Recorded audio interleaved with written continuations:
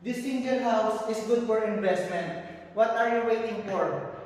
Call me now and schedule for site tripping and avail now.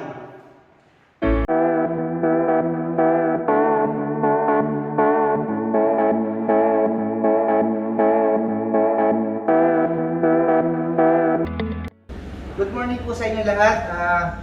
I'm Idalbert Halos from EDJ Realty. Nandito po ako ngayon sa Lower Antipolo kung saan may pipictured po tayong property. Ito po yun is a house and lot property near Marcos Highway, SM Masinag, and malapit na rin po ito sa Ateneo and UP. Kung naghahanap po kayo ng house and lot na hindi binabaha, mataas ang location, malaki ang floor area, malaki ang lot area, at may city view, isa po ito sa pwede kong ma-recommend sa inyo. This house and lot po, lot area is 240 square meter, floor area is 500 square meter. Bago po natin i-check ang loob, samahan niyo po muna ako at tingnan natin kung ano po yung facade ng property na to.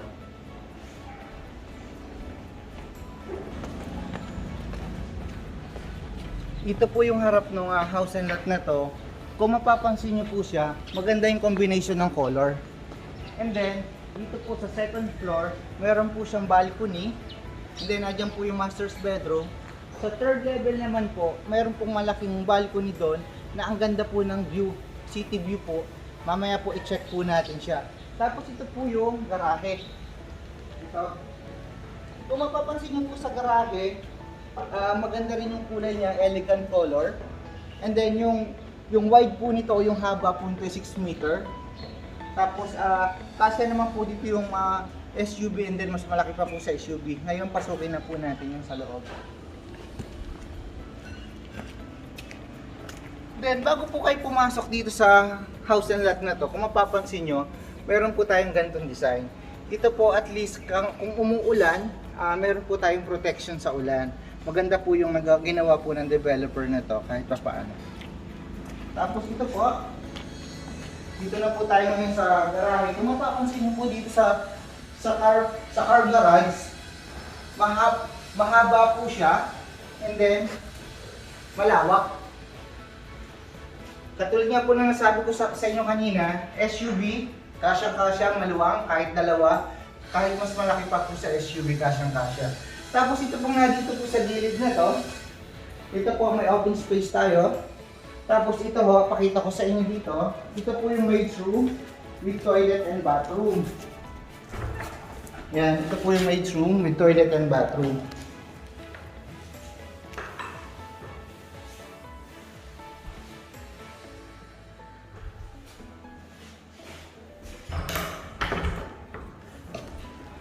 Bago po tayo pumasok dun sa loob, ikutin po muna natin yung paligid ng house and lot na to para makita natin open space.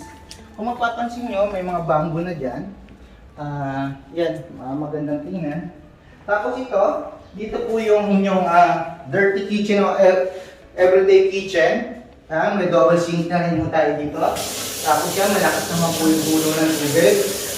Tapos dito, yan, may gripo po ulit tayo dito. Yan, pwede rin kayo maglagay ng washing machine dyan. Tapos dito po, kakaiba kasi itong house and lot na to dinisign talaga to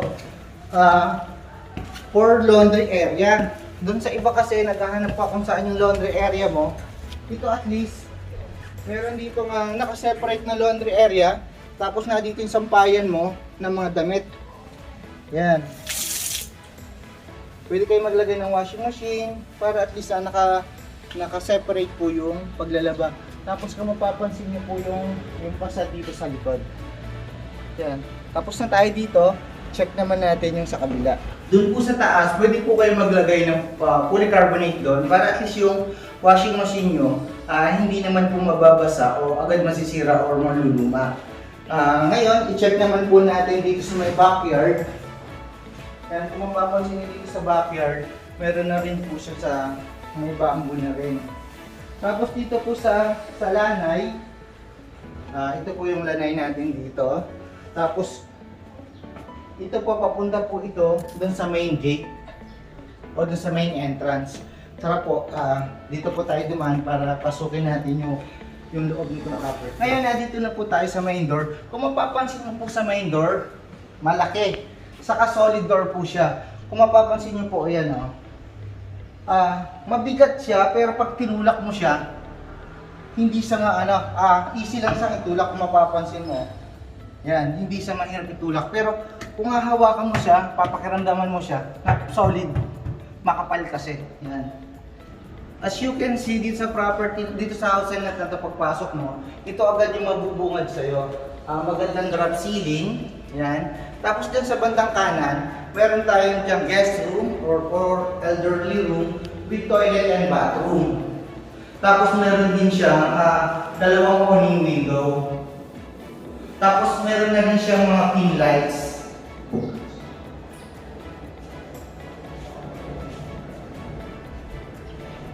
Tapos dito, kapag nandito ka na, ito yung magiging living area mo. Tapos ang mapapasok dito, napakaganda ng drop ceiling dito sa taas. Tapos high ceiling siya. Napaka sarap tingnan. And then yung pakiramdam mo dito, magaan. Tapos kung mapapansin mo dito, yan naka-glass na din yung modern design siya. Yan, tapos ang design naman mo dito pwede ka maglagay ng couch. Pwede. Tapos dito yung magiging sa TV mo.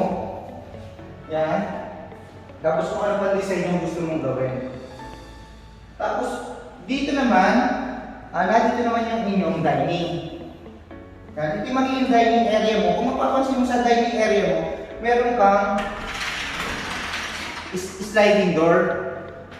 Kung saan itong sliding door, yan, dito na yung lanay mo. Na kapag dito ka kumakain, pang mga 8-seaters to pwede, makakaliwalas. Kasi makikita mo may mga green-green saka may mga landscape saka may mga puno. Tapos dito, yan, meron din dito isa. Yan.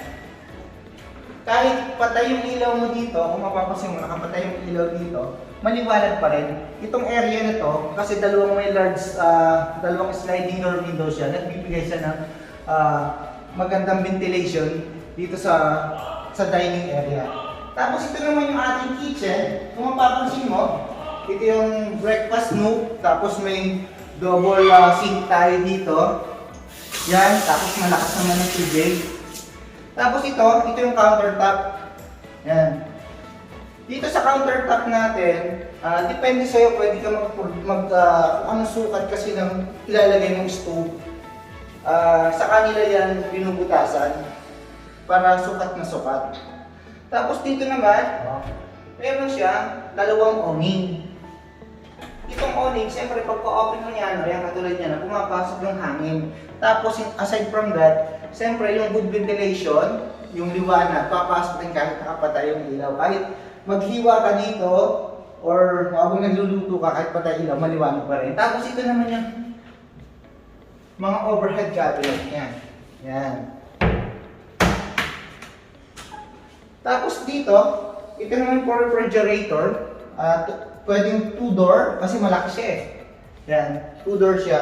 Tapos meron din siya ng mga cabinet dito. Tapos dito, kung mapapansin mo dito, mayroon ditong pinto. Ito yung papunta sa inyong everyday kitchen na kung saan kanina, kung matatandaan nyo, pinuntahan na natin yan, tapos umakyat tayo dun sa may taas. Yan yung for laundry area. Ngayon dito, may powder room din po siya.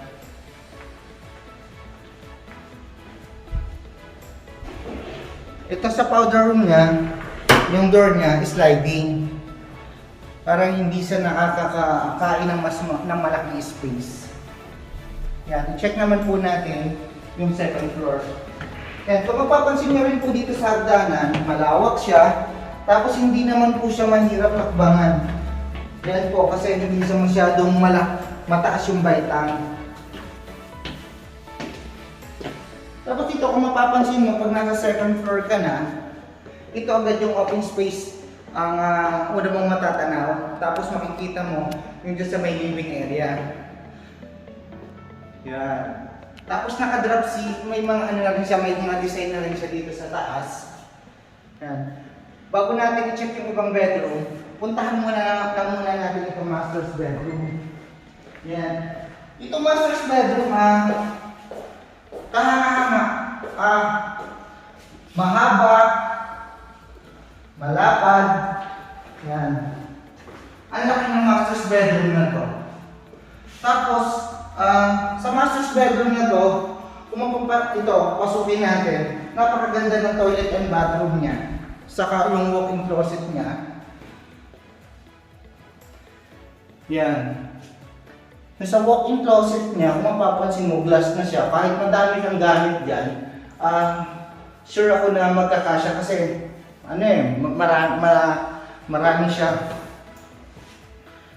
Yan, katulad nito.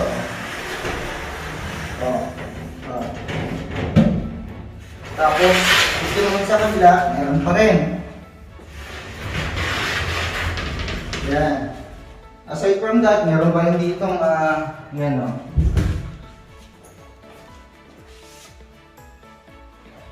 Yan, kung marami kang gamit at may mga sapatos ka, marami kang mga damit, dito, sure ako hindi ka mabibigyan sa mga data yan.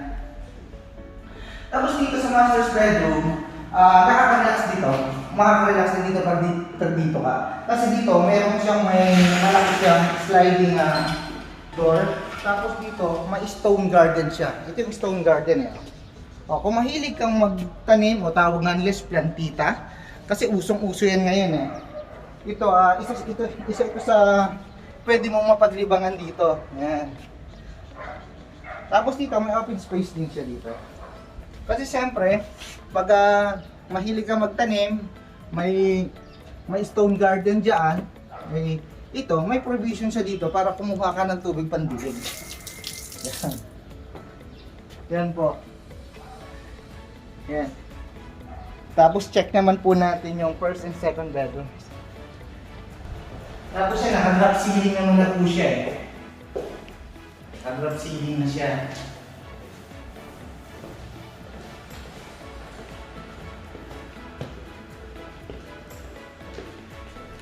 Ito, nandito tayo ngayon sa bedroom 1. So sa bedroom 1, papapasin mo, sa ibang mga house and lot, parang master's bedroom na to. Kasi kung papapasin mo yung haba niya, saka yung lawak niya. Yan o. Tapos, may provision siyang dalawang outlet dito. Tapos, dito, yung magiging king size or queen size bed mo. Diba? Tapos ito, yan, may awning window tayo dito sa dalawang gilid. Siyempre, ito yung nagbibigay ng good ventilation and then yung preskong hangin din. Kahit patay yung ilaw mo, yung aircon mo, dito ka nakaharap. Dito yung provision mo for cable wire. Nandito na yung outlet mo. Tapos dito ka lang, maglalagay ka lang ng TV, television. Okay. Tapos dito naman, dito yung kung work from home ka, dito ba, bagay na bagay, may cabinet ka dito maliit, dito yung laptop mo, yung mga gamit mo. Tapos, meron na rin sa built-in cabinet. Tapos tingnan mo, napakaganda ng toilet and bathroom niya. Meron na rin siyang sa shower, may shower enclosure na rin, vanity, yan, almost complete na. Tapos check naman natin ngayon yung bedroom 2. Yan, ito yung bedroom 2 niya. Sa bedroom 2, konti lang ang difference ng laki kung mapapansin mo. Malaki rin siya. Tama yung haba. Tapos yung lapad niya. Tapos yung design niya, dito rin provision niya for cable and then yung outlet niya. Parang katulad dito sa bedroom 1. Tapos ito yung toilet niya na bath niya. Yan, parehas dito sa kabila. May shower na, may shower enclosure, vanity, and then dito, meron na siya. Yan. Built-in cabinet. Tapos meron din ulit siya dalawang awning window sa left and right nitong bedroom 2. Tapos ito, dito na yung outlet niya. Yan. Ang mapapansin ko rin dito lang sa isang kwarto na ito 1, 2, 3, 4, 5, 5 yung outlet. Ibig sabihin hindi nag-defeat sa outlet. sa saksakan. Minsan kasi may ilan na kulang. Kaya dito hindi nag-fitted. Tapos dito naman sa second floor, meron tayo dito parang storage kung meron kayo mahilig kayo mag-travel, pwede lagay ng maleta, o di kaya yung mga souvenir ninyo. Yan, ito yung pwede nga maging storage. Ngayon, tapos na tayo dito sa second floor. Puntahan naman natin yung third floor. Tara.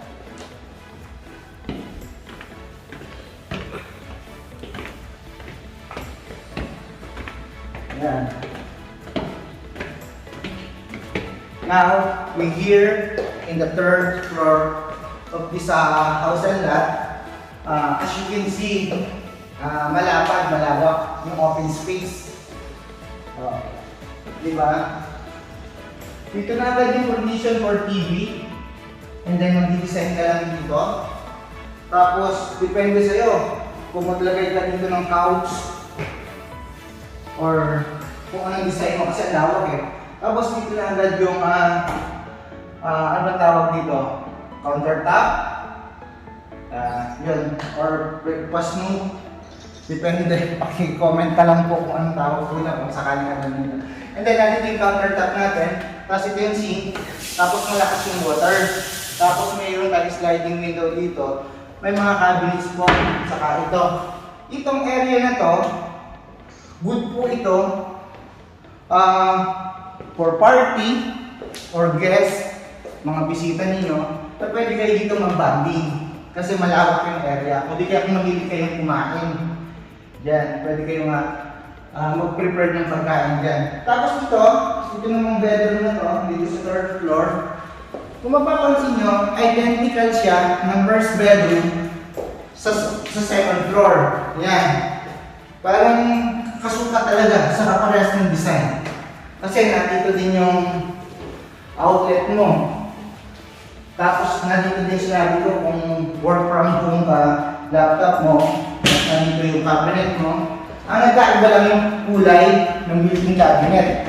Pero kung mapapansin mo sa toilet and bathroom niya, identical dun sa first bedroom natin sa second floor.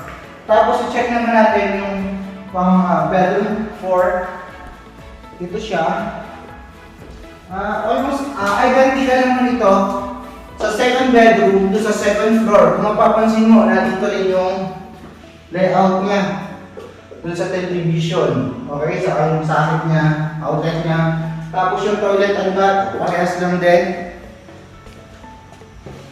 Tapos kanina, dito rin ako pumesto.